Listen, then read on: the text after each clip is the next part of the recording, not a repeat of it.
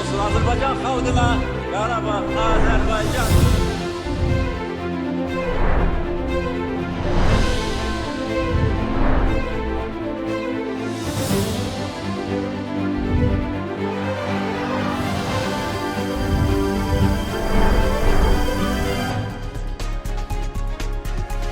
Həftənin əsas hadisələrinə xəbərin statusunda işıq tutmağa çalışacağıq. Hər vaxtınız xeyir. Türkiyə-Azərbaycan qardaşlığının növbəti əyani göstəricisi olan Kahramanmaraşdakı Azərbaycan məhəlləsi. Qardaşlıq tarixinin növbəti səhifəsi bu həftə məhz bu şəhərdə yazıldı.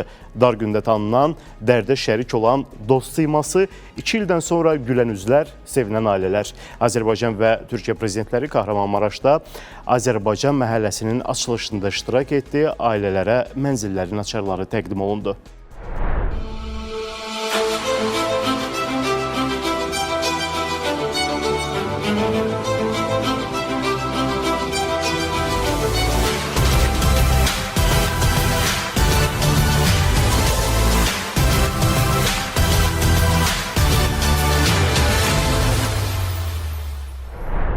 Tədbirdə çıxış edən Azərbaycan prezidenti İlham Əliyev bildirdi ki, Azərbaycan xalqı 2023-cü il fevralın 6-sında baş verən zəlzələni öz faciəsi kimi qəbul etdi. Azərbaycan ekipləri tərəfindən 53 insan dağıntılar altından sağ çıxarılmış. İlk gündən qardaşlıq borcunu yerinə yetirmək üçün 10 minlərlə Azərbaycanlı Bakıda, Azərbaycanın müxtəlif şəhərlərində insani yardım göstərmək üçün məntəqələr gəlib, öz qardaşlıq yardımını göstərməyə başlamışdır. Türkiyə prezidenti Rəcəb Tayyib Ərdoğan isə açılışı həyata keçirilən məhəlləni Türkiyə ilə Azərbaycan arasında tale birliyinin əsas sübutu adlandırdı. Rəcəb Tayyib Ərdoğanın sözlərinə görə prezident İlham Əliyevin liderliyində uzanan qardaşlıq əli Kahramanmaraşın bağrına möhür vurdu. Türkiyə prezidenti mərasimdə türk şair və jurnalist Əbdurrahim Karaköçün Qarabağa məktub şeirini də səsləndirdi. Bahtına ağlayan Azeri kızı, sen Karabağ dersin, ben Karayazı. Boşlukta çırpınır Türk'ün avazı. Sanma ki dertlerin azı bizdedir. Sizdeki yaranın özü bizdedir. Gel kardeş diyorsun, gelecek yol yok. Şehitler kabrine koyacak gül yok. Çilesiz saat yok. Kavgasız yıl yok. Kurşunlar sizdedir. Sızı bizdedir. Sizdeki yaranın özü bizdedir. Böyle geldi, böyle gitmez bu oyun. Zalimleri iflah etmez bu oyun. Umdukları gibi bitmez bu oyun. Mazlumun ekmeği, tuzu bizdedir. Sizdeki yaranın özü bizdedir. Mesajlar aydındır. Bir millət, iki dövlət sadəcə sözdə deyilən diplomatik gediş deyildi. Nəsillərə ötürülən genetik anlayış idi. İllər ötdükcə, nəsillər dəyişdikcə bunu daha aydın görmək mümkündür. Əsas mesaj ondan ibarət idi ki, Azərbaycan-Türkiyə qardaşlığı şuar deyil. Onun daimi sözlərin arxasında real siyasət, real qərarlar, real nəticə var.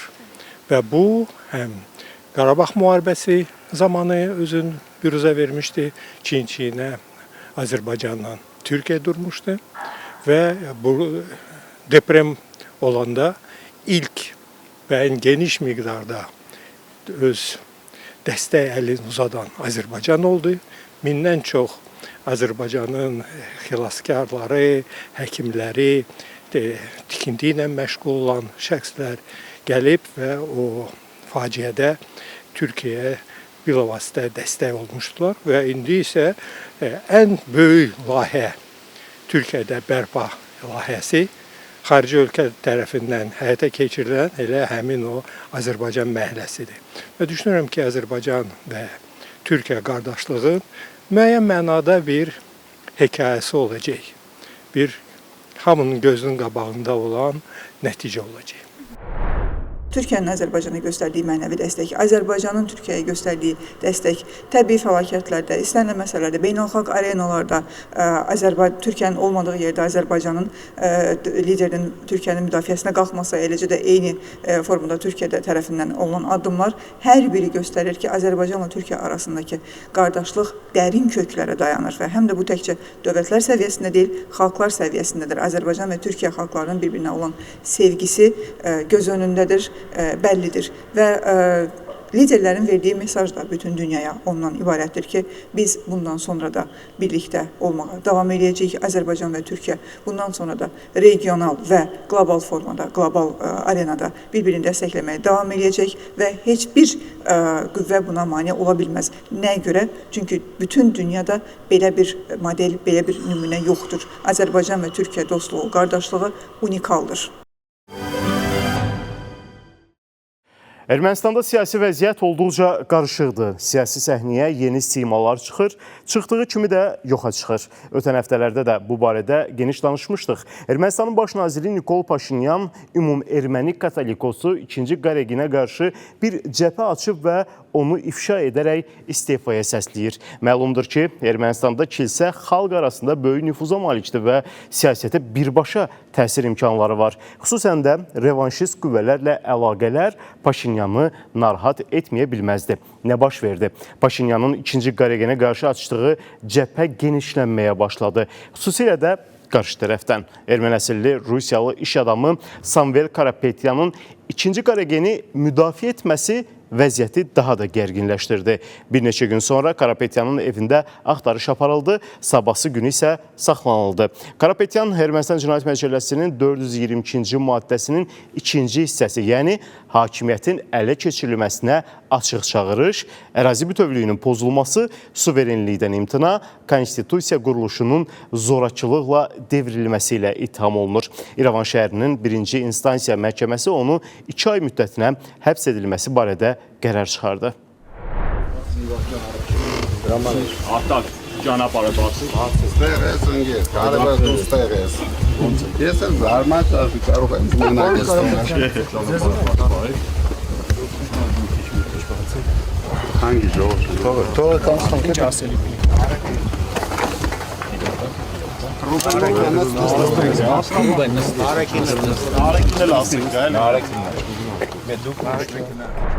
Rusiyanın Karapetyanın müdafiəsinə qalxması isə İrəvanın Moskvaya nota göndərməsi ilə nəticələndi. Ermənistan Rusiyanın bir sıra hakimiyyət nümayəndələrinin Karapetyanın işi ilə bağlı fikirlərini Respublikanın daxili işlərinə müdaxilə kimi qiymətləndirdi. Paşinyanın siyasi rəqiblərin arxasında Rusiya durur. Əvvəl Vardanyanı göndərmişdilər, indi Staxxanada, Azərbaycandadır. Sonra onun arxasıca Arab-Raman Ümumi Ermənistan Rusiyada təşkilatının rəhbəri, o da milyarderdir. Onu göndərmişdilər, onu demək olar ki, Paşinyan elə Ermənistandan elə qaçırtdı ki, bir də ora ayaq basmır. İndi isə Samvel Karapetyanı göndərmişdilər, onu ki, Arab-Ramandan fərqli olaraq Samvel Karapetyanın Ermənistanda geniş media və demək olar ki, ticari şəbəkəsi var. Ermənistanın bütün elektrik şəbəkələri onun demək olar mülküdür və onun tərəfindən idarə olunur. Orada isə təkcə bir 5-6 min işçi çalışır. İndi isə hiss olunur ki, Moskvadan tapşırıq gəlib ki, həm kilsə, həm o milyarderlər əlbil olaraq gələcək seçkilərdən Paşinyanı hakimiyyətdən uzaqlaşdırsınlar. Paşinyanla öncədən başlayır tədbirlər görməyə. Həm Paşinyan istənilən rəqibini, bu dəqiqə nəinki Karapetyanı, özünə rəqib hesab elədiyi istənilən şəxsi və qüvvəni ortadan götürməyə hazırdır və bütün fəaliyyəti də bunun üzərində qurulub. Və hal-hazırda Paşinyana qarşı radikal köhnə radikalçılar və separatçılar və kilsə birləşmiş vəziyyətdədirlər. Nəyə görə? Çünki onlar özlərini keçmiş dırnaqarası erməni milli kimliyinin müdafiəçisi kimi göstərirlər. Sanki Paşinyan kapitulyasiyaya getmiş, baxmayaraq ki, müharibədə bizim 3000 şəhidimizin dünyasını dəyişməsinə, şəhid olmasına səbəb olmuş bir düşmən ölkənin lideridir, belə deyək. Paşinyanı yenə də kapitulyant kimi göstərib özlərini radikal, belə deyək, böyük Ermənistan mifinin, xofunun daşıyıcıları, erməni milli kimliyinin müdafiəçisi kimi göstərərək Paşinyanı bu fonda məğlub etməyə çalışırlar. Buna görə də Paşinyan hətta bir qədər bundan əvvəl itirilmiş vətən sözünü Qarabağla belə deyə bağlı ifadə edərək güya ki, onları qabaqlamağa çalışdı. Əslində də Paşinyan çox qəşəng bilir ki, Azərbaycan öz ərazilərini bərpa edib, suverenliyini bərpa edib və artıq bu xəyallar xam xəyaldan başqa bir şey deyildir. Yağış yağdı, göbələklər gün üzündə. Karapetyanın həbsi fonunda çoxdan da adını eşitmədiyimiz Vladimir Solovyov yenidən səhnəyə çıxdı. Solovyov Karapetyanın həbsinə görə Nikol Paşinyanı tənqid etdi, üstəlik ona Türk oğlu dedi, yəni öz təbirincə təhqir elədi. Maraqlısı burasındadır ki, Solovyov Karapetyanı dostu kimi qələmə verir. Digər Rusiyada yaşayan erməni əsilli iş adamları kimi. Nədənsə onlar hamısı Solovyovun dostudur. İndi onların demək olar ki, əllərindən bu qidalanır, özü də bütün əllərdən qidalanır. Azərbaycandan çıxan yəhudilərdən də gəlir, əllərindən dimdikləyir. Ümumiyyətlə, mırdar adamdır. O, düşük və heç Rusiyada da onun özünün 3 qəpiklik nüfuzu qalmayıb. Ona görə nə qələt edir, qoy getsin eləsin. Belə bir şəxsin olması ümumiyyətlə Rusiya Dövlət Televiziyasının özü üçün də biabırçılıqdır və Rusiya dövlətinin mövqeyinə zidd olaraq separatçıları, radikal mövqedə olan insanları dəstəkləyən və hansısa qüvvələrin əlində əsir olan bir trolun Rusiya Dövlət Televiziyasında olması yol verilməzdir. Rusiya Dövlət Televiziyası dərhal o şəxsi öz sıralarından uzaqlaşdırmalı idi əməkdaşlarının sıralarından və Solovyov da belə deyək, yol verdiyi təkrarımız ifadələrə görə üzr istəməlidir. Lakin bütün bunlar baş vermədiyinə görə aydın məsələdir ki, Solovyov erməni lobbisi tərəfindən, erməni radikalçıları tərəfindən satın alınmış troldan başqa bir şey deyildir. Və Solovyovun da hal-hazırda bu xam xəyallar və radikal fikirlərlə yenidən Ermənistanda hakimiyyətə əl almağa çalışan və yenidən Ermənistanda hakimiyyətə gəlməyə çalışan qüvvələrin əlində əsir olmuş və pulla satın alınmış bir troldur. İran-İsrail münaqişəsi artıq 10 gündür ki, davam edir.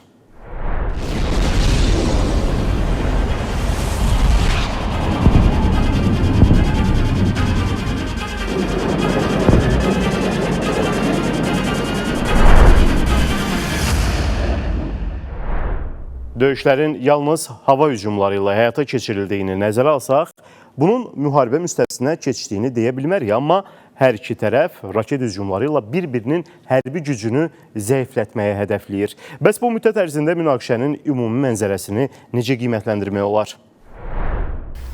Təhlükələr artır hələlik. Yəni, qısa bir zamanda, hələ bir həftədə, 10 gündə bu müharibə çəksə və bitsə, demək olar ki, zərərin yarısından elə bil ki, qayıdırlar. Əks halda bu müharibə demək olar ki, illər çəkə bilər. Və o dağıntı, insan fəlakəti, həlak olunması daha yüzlərlə yox, 10 minlərlə, 100 minlərlə ölçüləcək. İstəməzdim ki, belə olsun. Hər halda danışıq yolu ilə bu hərbi münaqişəni dayandırmaq şansları var.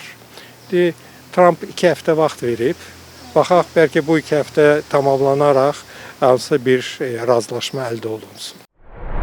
Bu münaqişənin də bu formada gedişatı uzun sürdüyü təqdirdə çox böyük dağıdıcı nəticələrə səbəb ola bilər. Və ümumiyyətlə beynəlxalq təcrübə də göstərir ki, hava zərbələri yolu ilə olan münaqişələr uzun müddət davam etmir. Çünki həm dağıdıcı nəticələri çox ağır olur, həm də müəyyən dövlətlərin burada maraqları olduğu üçün bu kimi münaqişələr qısa müddətli çəkir. Təbii ki, əgər uzun müddətli çəkərsə, uzun müddət davam edərsə, çox ağır nəticələr səbəb olar. Lakin düşünürəm ki, bir qədər qısa çəkəcək. Və burada əsas məqsəd İranın ilk növbədə nüvə məsələləri ilə bağlı güzəştə getməsi ilkin şərt kimi bu qoyulub. Amma demək, hal-hazırda hadisələrin fonu bir qədər başqa istiqamətə getmiş kimi görünsə də, sonunda düşünürəm ki, tərəflər ortaq məxrəcə gələ biləcəklər. Nəzərlər isə həm də Amerika Birləşmiş Ştatlarına yönəlib. Birləşmiş Ştatlar münaqişəyə daxil olacaqmı? Yəni, İsraillə birgə İrana hava zərbələri eləyəcəkmi? Həftə ərzində müxtəlif mənbələrin fikirləri diqqət çəkir. Ağ Evin mətbuat katibi Caroline Leavitt jurnalistlər üçün müntəzəm brifinqdə Vaşinqton administrasiyası başçısının bəyanatını oxuyarkən bildirib ki, Birləşmiş Ştatların İrana zərbələri endirmək ehtimalı ilə bağlı Trump 2 həftə ərzində qərar qəbul edəcək. Rusiya isə bunu istisna edir. Rusiya prezidentinin mətbuat katibi Dmitri Peskov Birləşmiş Ştatların İrandakı obyektə qarşı taktiki nüvə silahı tətbiq edə biləcəyi barədə xəbərləri spekulyasiya adlandırıb. O ki qaldı, Avropa İttifaqı və Böyük Britaniyanın mövqeyinə The Daily Telegraph qazeti diplomatik mənbələrə istinadən xəbər verir ki, Böyük Britaniya və Avropa İttifaqı üzv ölkələri Birləşmiş Ştatlar prezidenti Donald Trump'ı Avropada terror təhlükəsi riski səbəbindən İrana zərbə endirməməyə razı salmağa çalışırlar. Qəzetin məlumatına görə London Birləşmiş Ştatların bombardımanı halında İranın Avropa küçələrində terror kampaniyası keçirmək üçün öz proksi şəbəkəsindən istifadə edə biləcəyindən ehtiyat edir. Bilirsiniz, müdaxilə hərbi müdaxilə ola bilər. Onda bu təhlükələrin artması deməkdir. Diplomatik müdaxilə olduğu halda, yəni bu deməkdir ki, münaqişəni dayandırmaq və məsələləri diplomatik müstəviyə keçmək. Hər halda mən onun ikincisini istəyərdim. Artıq müdaxilə beynəlxalq formatda baş verib. Trump bəyanatlar səsləndirir, hər iki tərəfə müraciətdə bəyanatlarında yer ayırır və artıq bildirir ki, bu münaqişənin gedişatında mən də varam. Yəni, birbaşa müdaxilə etməsəm də mən də varam və mənim də maraqlarım daxilindədir. Təbii ki, dünya birliyi də bilir ki, bu İsrail ilə İran arasında olan münaqişədə bir neçə qüvvənin marağı var. Bu, yəni gizli bir şey deyil, məlumdur. Əgər digər dövlətlər bu münaqişəyə müdaxilə eləyərsə, artıq bu aydın məsələdir ki, daha geniş miqyaslı bir münaqişəyə çevrilə bilər. Amma yenə də düşünürəm ki, artıq tərəflər, İran və yaxud İsrail, bəzi hallarda bu baş verərsə biz münaqişənin dayandırılmasına gedərik kimi ifadələr işlətməyə başlayıblar.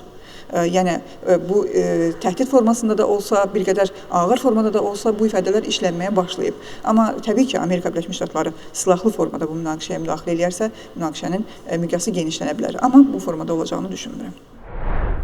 Dünyada dəyişən geosiyasi vəziyyət fonunda Azərbaycan yenidən ön plana çıxır. Xüsusilə son günlərdə İranla bağlı baş verən hadisələr nəticəsində bir neçə Avropa dövləti öz səfirlik fəaliyyətini dayandıraraq regiondakı ən sabit ölkə olan Azərbaycana üst tutdu.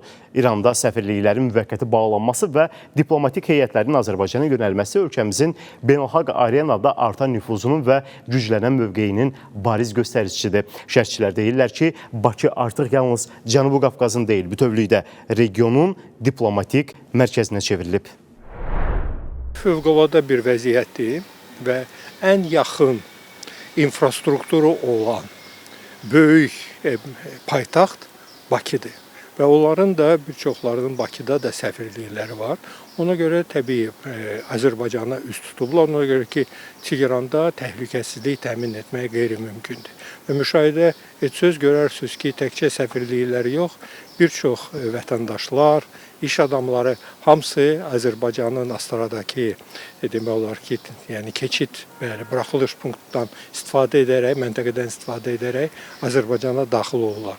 Və düşünürəm ki, müharibə davam olduqca bu demək olar ki, pənah gətirən insanların sayı artacaq.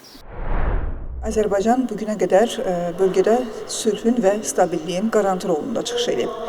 Azərbaycan 30 il ərzində bütün dünya birliyinin edə bilmədiyini edərək regionda stabilliyi və sülhü bərpa elədi, öz ərazilərini, suverenliyini bərpa elədi və regionda münaqişə ocağına son qoydu.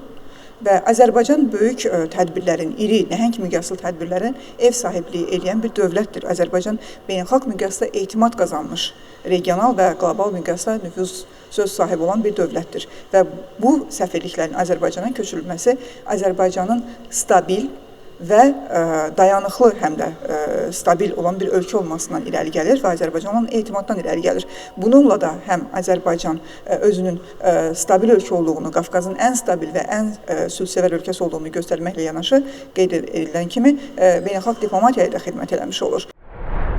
Bu həftəlik bu qədər. Gələn həftə yenidən görüşənə qədər hələlik.